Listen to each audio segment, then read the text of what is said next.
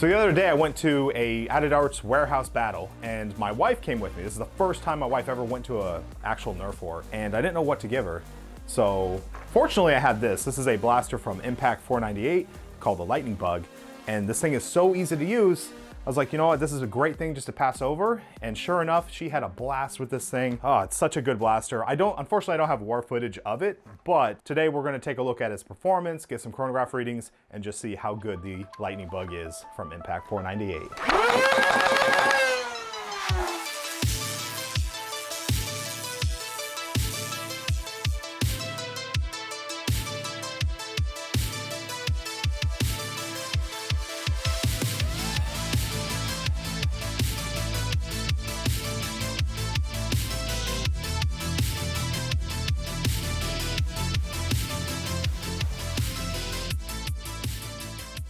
So full disclosure, this blaster right here, the Lightning Bug, was sent in for review by Impact 498, so thank you for sending this in. And I got a few things to talk about with this. First off, let's talk about ergonomics. So the ergo on this thing is pretty comfortable, but I have a bit of crowding right here for my hand. I think if I had a smaller hand, it wouldn't be too bad, but a little bit crunched. This stock, this is their proprietary stock that they've designed. It's pretty comfortable, does the job, pretty sturdy. This one right here is an end strike attachment one. They also offer one that just is for buffer tube, which you can kind of see there. So that's pretty cool. It is a magazine storage in the stock, which is pretty nice for those, you know, last ditch moments when you need a mag. I would prefer if it had a little bit of something up here to hold on to. This little angled edge here is not comfortable to hold for long periods of time. So I'm not sure about that, but it does work. Also, there's not much of anything to stop your hand from going in front of the barrel, which is kind of nice to have some type of curve or lip or something, but that's about like all my gripes for the ergo of this thing. Overall, I think it's pretty good. I prefer to actually run this thing more as like a pistol, so you know, just keep it as like a little sidearm that I can pull out and use. Now aesthetics though, aesthetically pleasing, I don't think this is the prettiest blaster, unfortunately. I think this thing is more, it serves its purpose really well, it performs really well, it does the job, it's somewhat comfortable, but it just, there's things about the design that I'm not crazy about. I don't really like that. Like something about the way the design is and how there's just a hole there is kind of weird. Also the very blocky kind of front, I don't know. Like when you look at the profile of this, it's just a block. Like it would have been nice if it had a little bit of body work and curvature to it. Okay, it is symmetrical, which is nice. So you can see like it is a symmetrical design. So that's cool.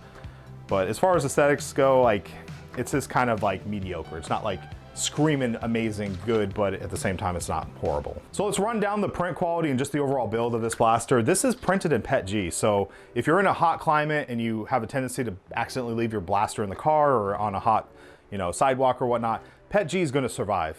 Whereas PLA, the other stuff that a lot of people print in, it will start to melt and warp. So, you know, if you need a blaster that can withstand that high temperature, this is a good option. This thing is completely printed in PETG, including the flywheels, which we don't see too often. So at first when I heard that the flywheels were printed, I was like, oh, well, that's probably gonna affect accuracy and whatnot. But I could tell you like, no, this thing at like 75 feet, I was getting consistent tags with this thing and being shot at with another player using one of these, and they are very accurate. You can almost get tags at like 100 feet, which is nuts for a flywheeler. As we can see, this thing is very zippy in its performance. It is Talon Mag compatible, shoots half darts, and it has a tendency to prefer cut down waffle type darts.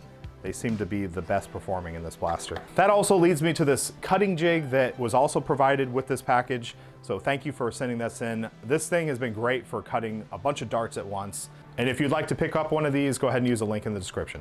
So let's get into performance. I took this blaster outside and we got some chronograph numbers. This is where this thing really shines because our wars that we have here, where I live, our cap is 150 FPS. This blaster never exceeds 150. It's like its average is around 140-ish, 145. So it's perfect for those games. Also, like I said earlier, it's very accurate.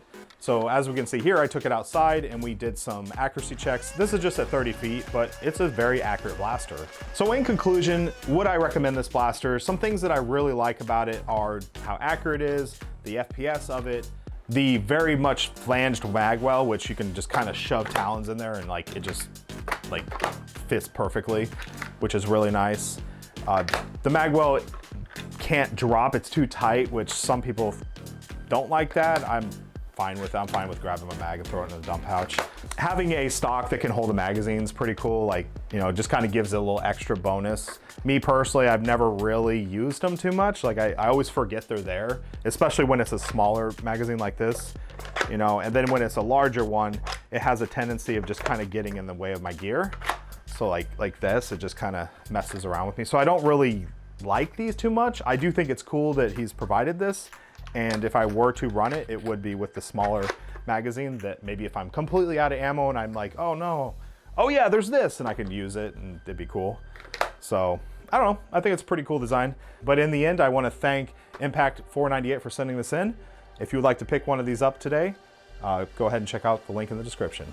Well, I'm DrFlux. I want to thank you for checking out this video today. If you like what I do, make sure you're subscribed to the channel, hit that notification bell so you can see when I make new content. As always, be safe and happy foam flinging.